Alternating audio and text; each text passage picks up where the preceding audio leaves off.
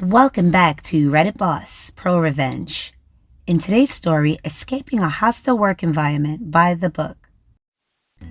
Jim moves to a new role, poisons the well with my business partners by telling them I was the highest paid person on his prior team. They, Pat and Wanda, set out to make my life so miserable I almost quit. I decide to duck them over by the book.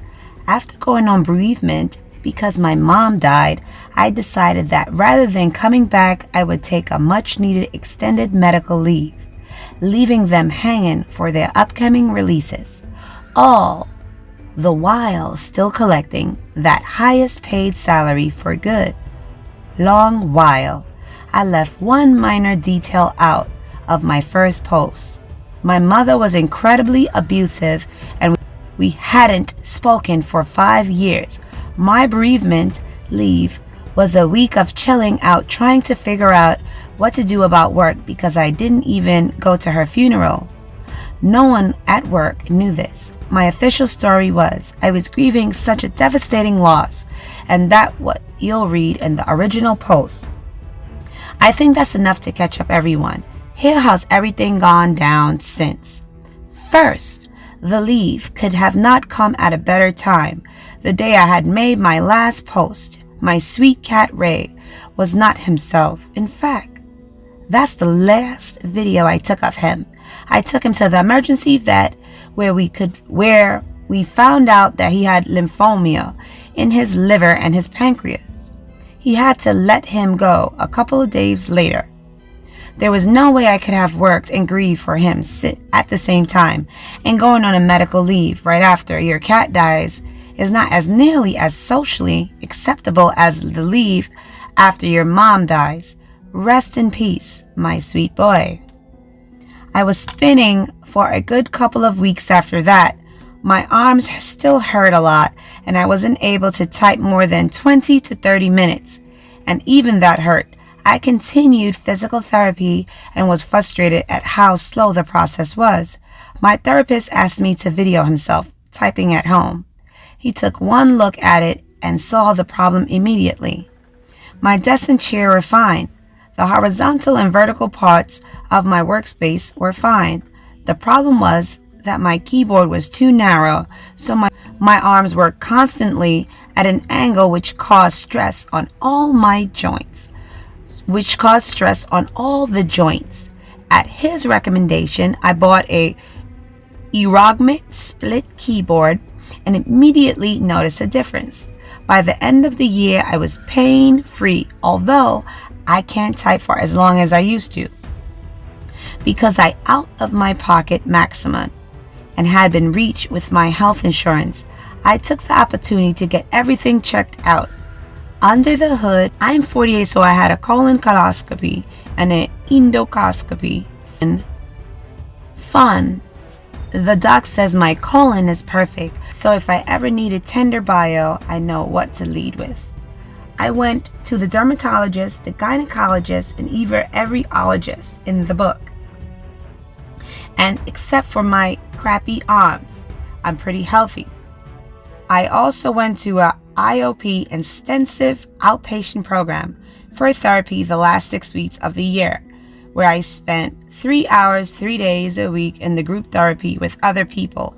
I made some amazing and fascinating new friends, including a paramedic and firefighter, both coping with PTSD, Afghanistani veteran, and several others. I also learned about the complex trauma from my childhood abuse and came to realize that my anxiety, depression, and ADHD were not necessarily 3 separate diagnoses, but instead were symptoms of a complex PTSD, a CPTSD, likely related to my mother's continual abuse and for other traumatic childhood events.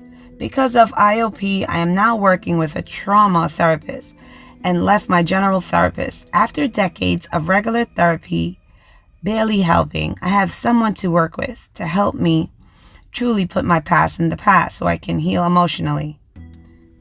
My mother's death and this leave was the best thing that I could have happened for my physical and emotional health.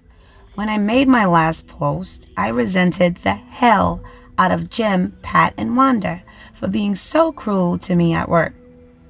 I still don't like them, but I've moved past resentment, and now I'm grateful for the situation because their hostility was the catalyst that got me the treatment I've needed for decades.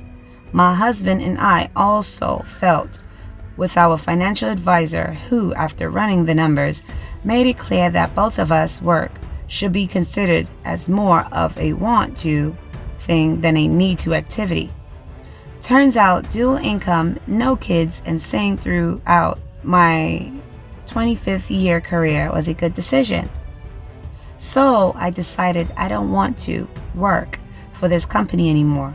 My leave ended and I returned to work 2 days ago. As soon as I returned, I sat down with my new manager and told him about Jim, Pat, and Wanda. Of course, no one had filled him in on their behavior. I gave him some hard copies of emails documenting their stunts. He was shocked by that, but was not surprised when I ended my 5-minute summary with, "So unfortunately, I'm going to have to resign." I handed over my letter with 2 weeks' notice.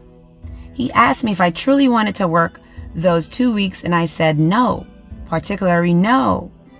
But I don't want to get some things off my work computer, so I needed to get back online.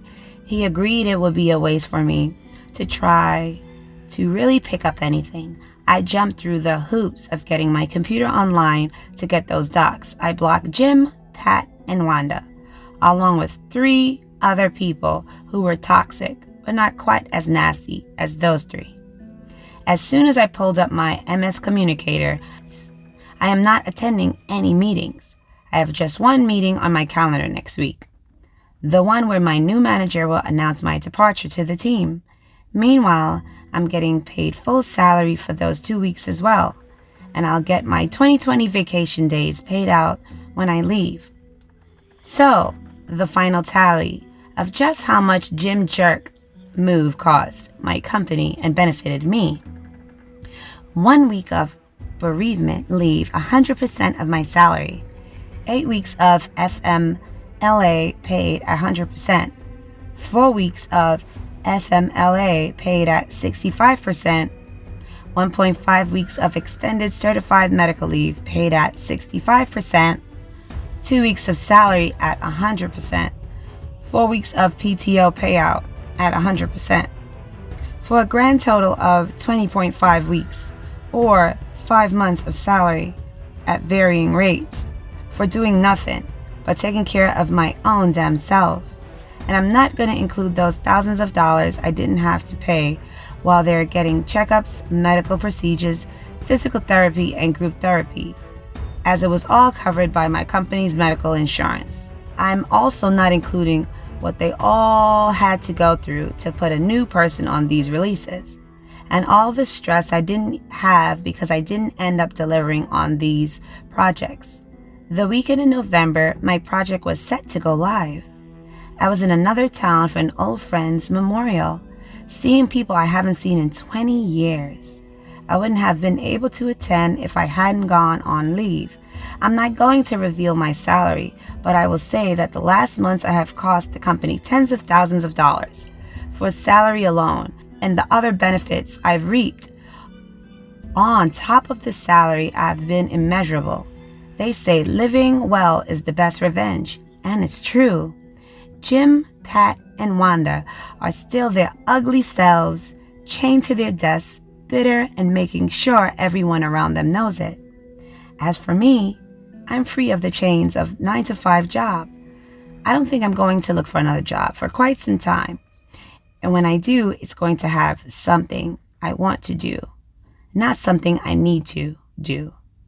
Now, I just need to figure out what I want and when I grow up.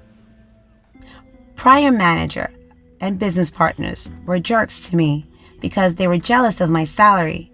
I had minor breakdown and took a medical leave, grieved for the loss of my pet, the loss of an old friend, got healthier, and got the therapy I really need to heal emotionally from some major crap in my life.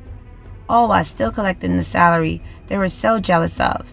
And now I'm leaving them behind to go duck themselves while I figure out what I want to do for the rest of my life. Thank you for watching. Don't forget to subscribe to Reddit Boss for more great stories. Have a good day.